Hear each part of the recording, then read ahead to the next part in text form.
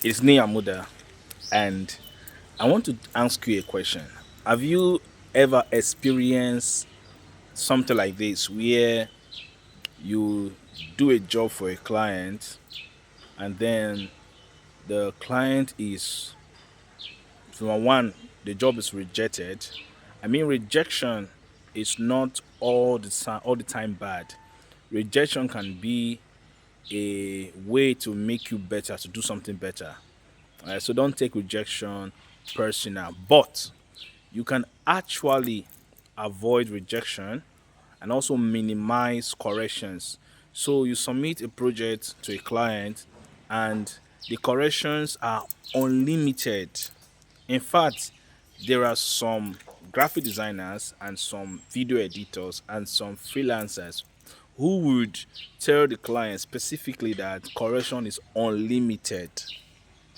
Now, if you understand the meaning of unlimited, it means without end.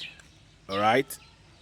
If you are subscribed to a data subscription to browse the internet and the plan that you subscribe to is unlimited for a month, it means that you can browse without any bandwidth, without any limitation for that whole month.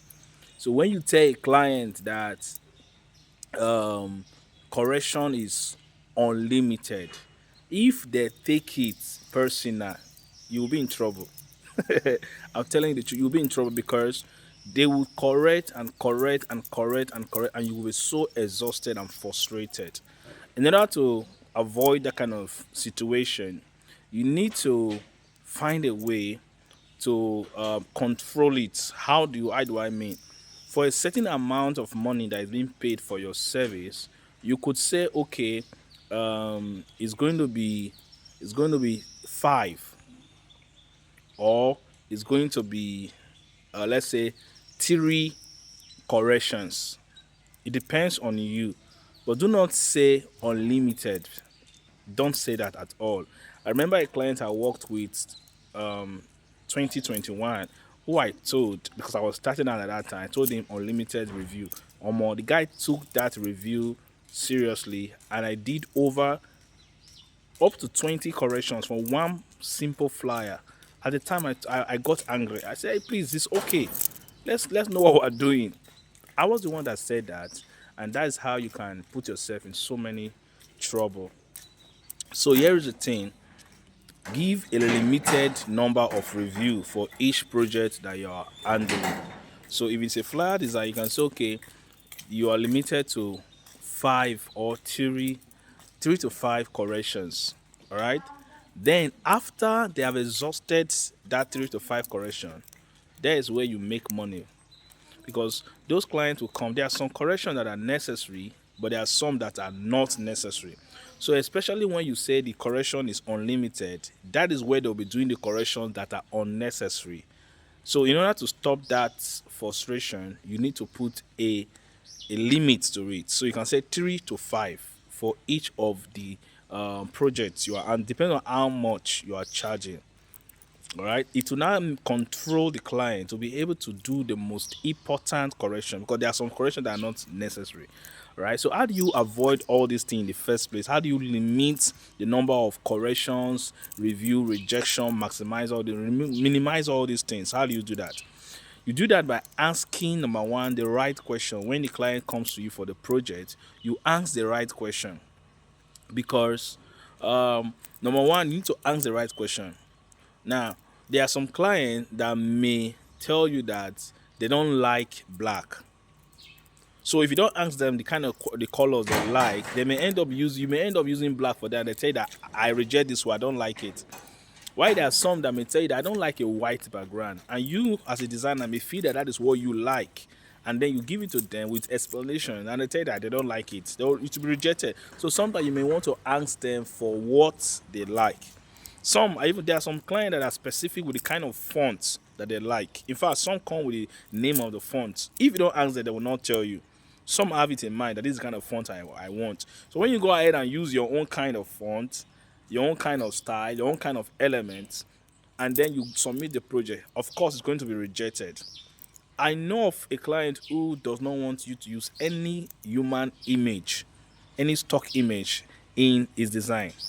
That is his own principle. He prefers animated objects. So by the time you go ahead and use human being stock images, you think you are doing a fine design. The guy is going to reject your work.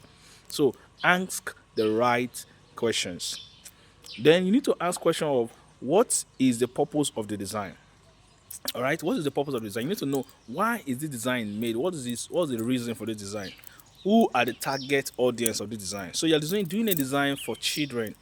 The design is targeted at children, and you are doing it as if it's a very professional. You are doing it in a using a professional font, and then you need to use a playful children font. All right, and you need to use colors splashing here and there. You need to be colorful, catchy to children. So all these things need to be considered when you are doing your design. These questions you need to ask them. Once you ask, it will minimize corrections and to minimize error. The moment I started implementing all these question asking and all that, most of the time, out of 10 designs, only one gets I only it's only one I will get a little correction. I mean, it's very minor, very small correction. And sometimes it is not my fault. It's usually the fault of the client. Maybe there's something that's about to add that they did not add. So you need to ensure that you ask the right questions. Don't just jump into your design software, design application, and you start creating. No, before you even accept the money, understand the kind of client you are working with. All right, understand the client you are working with. Ask them questions. Let them go through your questionnaires so that you get clarity on the kind of project they want to do.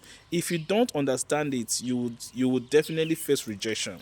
Personally, I will never accept your money for any project until I have understand your person and the kind of project you want to do, because it will guide me to be able to deliver something that is result oriented, something that solves your problem, and something that gets you satisfied. Do you understand? So this is very, very important. Ask the right question. Ask if they are going to be using their logo. Let them send it to you as a document in HD. Ask if they are going to be using images. The images should be sent to you in high quality, high definitions. All right, ask all these vital questions so that you don't end up getting your project rejected all the time. My name is Nia Muda, and I believe you got value from this video. Please subscribe and share this video, like it, and tell me what you understand in the comments. Have you experienced clients like that? Have you encountered clients like that want to stress you, they reject your work all the time?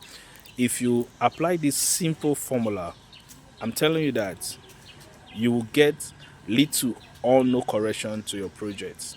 Ask enough questions before you start any project. If there is a word you see in a design brief that you don't understand, if there's a way it's and you don't understand it, ask why. All right, get clarity, and you would always deliver the best.